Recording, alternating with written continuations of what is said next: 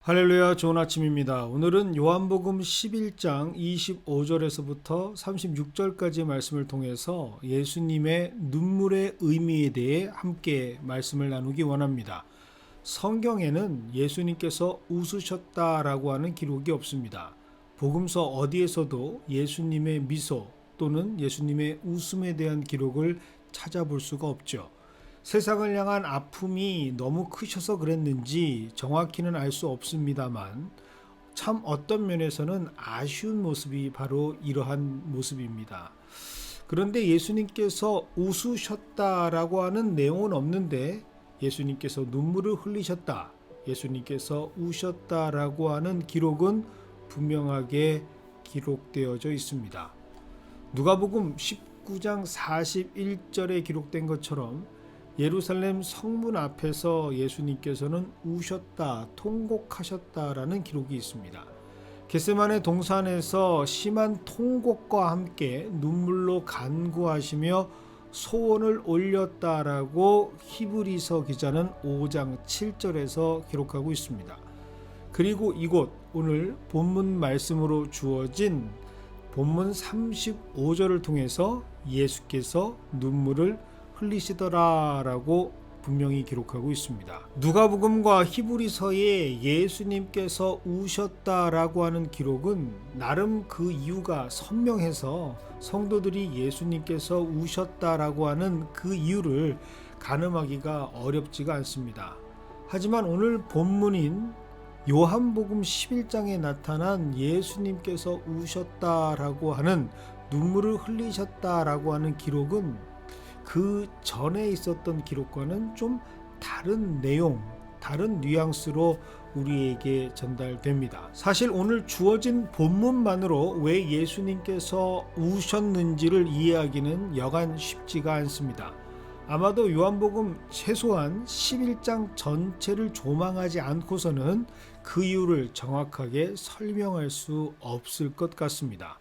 그러나 많은 설교나 성경 해석을 보면 가장 보편적인 이해로 예수님께서 눈물을 흘리신 이유를 예수님께서 지금 슬퍼하는 이들을 보시며 그 아픔을 공감하셨기 때문이다라고 설명하고 있습니다. 이를 뒷받침하는 성경의 본문으로 요한복음 11장 5절의 말씀을 근거로 제시합니다. 예수께서 본래 마르다와 그 동생과 나사로를 사랑하시더니, 사랑하는 자, 즉 오빠의 죽음으로 지금 슬퍼하고 있는 사랑하는 마르다와 마리아의 모습을 통해서 그들의 슬픔을 공감하시는 예수님께서 그들과 함께 눈물을 흘리셨다라고 보는 견해입니다. 병 앞에서 힘없이 쓰러져 버린 나약한 친구 나사로를 향한 연민의 정, 그리고 오빠를 잃은 두 자매의 억제할 수 없는 슬픔 앞에서 함께 고통을 나누는 예수님이셨기에 눈물을 흘리시고 우셨다라고 설명합니다. 충분히 공감되는 성경적 해석이죠. 사랑하는 자들의 슬픔에 공감하는 것은 바로 하나님의 뜻이기 때문입니다. 고난을 당하는 욥에게 찾아온 세 명의 친구들이 가장 먼저 행한 것은 바로 공감이었습니다. 욥과 함께 울면서 각자의 겉옷을 찢고 하늘을 향해서 티끌을 날려 자기 머리에 뿌리면서 7일 7야를 말도 없이 땅을 보고 앉아 마주하면서 울었습니다. 예수님께서도 이와 같은 마음으로 그들의 슬픔에 공감해 주셨을 것 같습니다. 하지만 여기서 분명히 해야 할 점은 예수님께서는 죽음을 보고 슬퍼하는 그들의 아픔을 공감하신 것이지 나사로의 죽음에 대해서 눈물을 흘리신 것은 아니다라는 사실이죠. 예수님께서는 나사로를 죽었다고 여기지 아니하셨습니다. 예수님께서는 지금 모든 사람들이 죽어 있다라고 생각한 나사로의 상태를 잔다라고 말씀하시면서 11절에는 이제 그를 깨우러 가자라고 말씀하십니다. 그리고 이 모든 일들이 하나님의 계획 안에서 벌어지고 있는 일이라고 말씀하시는 것이죠. 4절입니다. 예수께서 들으시고 이르시되 이 병은 죽을 병이 아니라 하나님의 영광을 위함이요 하나님의 아들이 이로 말미암아 영광을 받게 하려 함이라 하시더라. 그가 죽게 될 병에 걸린 것이 아니라 하나님의 영광을 위해서 이 과정을 거쳐가고 있다고 말씀하십니다. 그래서 다급히 오빠의 병을 치유해 달라고 했던 누이의 청을 거절하시고 심지어 계시던 곳에서 이틀이나 더 유하셨다라고 6절은 분명하게 기록하고 있는 것이죠. 그 이틀 동안에 나사로는 의학적 죽음을 맞이하게 된 것입니다. 그런데 예수님께서는 절대로 그에게 사망 선고를 내리지 않으십니다. 그러니 예수님께서 나사로의 죽음을 슬퍼하실 하등의 이유가 없는 것이죠. 그럼 예수님께서는 왜 눈물을 흘리셨던 것일까? 그것은 바로 지금 그들의 영적인 모습을 바라보시며 안타까워하시고 비통해하셨기 때문입니다. 32절을 보면 예수님을 본 마리아의 고백이 나옵니다. 마리아가 예수 계신 곳에 가서 배웠고 그 발 앞에 엎드려 이르되 주께서 여기 계셨더라면 내 오라버니가 죽지 아니하였겠나이다 하더라. 예수님은 자신이 지금 이 자리에 안 계셔서 오빠 나사로가 죽었다라고 원망하고 있는 마리아의 고백을 듣고 계십니다. 다른 사람도 아니고 예수님께서 직접 그들을 사랑하신다라고 기록한 마리아입니다. 가장 중요한 사실은 마리아와 마르다가 나사로가 병에 걸려 죽게 되었다고 사람을 보냈을 때 예수님께서 분명히 그들에게 말씀해 주셨다라는 사실이죠. 이 병은 죽을 병이 아니라 하나님의 영광을 위한 것이고 이 일로 인해 하나님의 아들 즉 예수님께서 영광을 받게 될 일이라고까지 이미 말씀해 주셨습니다. 그런데 마리아는 이 말씀을 망각하고 지금 예수님을 원망하고 있는 것입니다. 다름 아닌 예수님께서 직접 사랑한다고 고백해 주신 마리아가 말입니다. 예수님께서 죽을 병이 아니라고 말씀하셨는데 그들은 이미 죽었다라고 판정을 내리고 사망 언도를 넘어서서 장사까지 지내고 이미 무덤의 안치까지 완료한 상태입니다. 분명히 예수님은 하나님의 영광을 위한 사건, 아직 완료되지 않은 진행의 사건이라고 미리 알려주셨는데 다른 사람들도 아닌 특별한 사랑의 관계를 갖고 있는 예수님의 마르다와 마리아가 이런 모습을 보이고 있으니 예수님께서는 얼마나 안타까우셨을까요?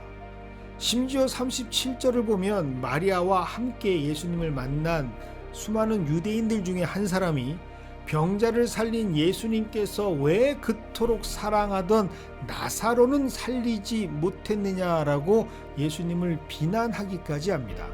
어쩌면 지금 예수님을 신뢰하지 못한 마리아의 심정을 대신 말하는 것처럼 보입니다. 예수님은 이러한 그들의 영적인 수준을 보신 것이죠. 사랑받는 자들이라 칭함을 받은 자들 역시 예수님을 생명의 주, 부활의 주로 믿지 못하고 있습니다.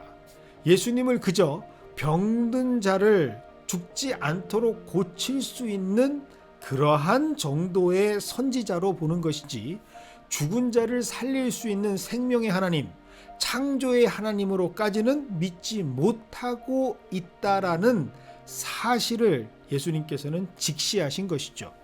이것이 바로 마리아보다 먼저 예수님을 맞이한 마르다에게 똑같이 주께서 여기 계셨더라면 내 오라비가 죽지 아니하였겠나이다 말하던 그에게 생명의 말씀을 선포하신 예수님의 이유입니다. 25절과 26절의 말씀입니다.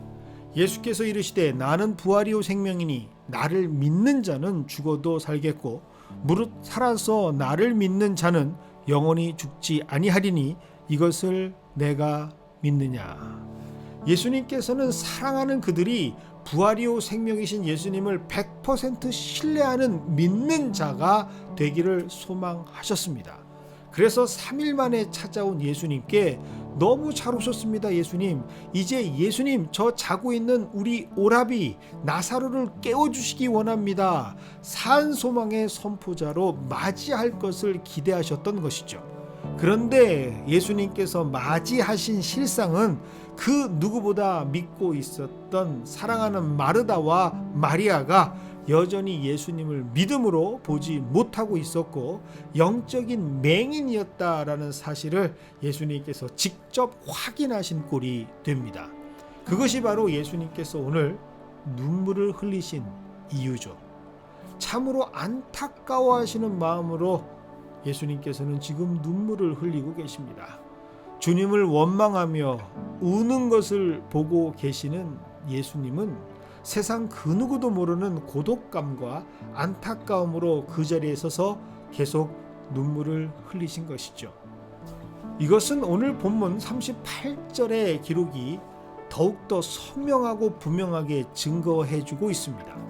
이에 예수께서 다시 속으로 비통히 여기시며 무덤에 가시니 38절에는 분명히 예수님께서 다시라는 말과 함께 속으로 비통해 하신다라고 분명히 기록해 두었습니다. 이것이 바로 예수님의 눈물의 이유죠. 바로 비통함. 예수님께서는 그들의 영적인 수준과 그들의 실상을 보시며 비통해 하셨기에 안타까움의 눈물을 흘리셨던 것입니다. 여전히 하나님의 아들, 생명과 부활의 구주이신 예수님을 불신하는 그들의 모습을 보며 신음하고 비통해 하시는 예수님의 마음이 바로 눈물로 표현되고 있는 것이죠. 바라옵기는 오늘 이 말씀이 우리를 향한 예수님의 마음이 아니기를 원합니다. 여전히 우리의 시각과 관점으로만 예수님을 제한하는 성도들이 되지 않기를 소망합니다. 예수님께서는 사랑한다는 고백을 해주셨는데 그 사랑에 턱없이 부족하여 예수님의 사랑을 제한하고 판단하고 가늠하면서 영광 받으실 예수님을 원망하고 도리어 씁쓸하게 만드는 성도들이 되지 않기를 소망합니다. 오늘 우리에게는 무슨 일이 벌어질지 누구도 알지 못합니다. 어쩌면 절망과 같은 상황, 사랑하는 오빠 나사로가 죽어버린 세상 끝날처럼 느껴지는 사건이 벌어질 수도 있습니다.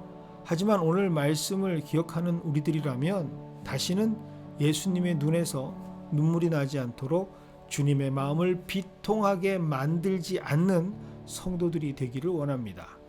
예수님께서는 부활이요 생명이시기 때문입니다.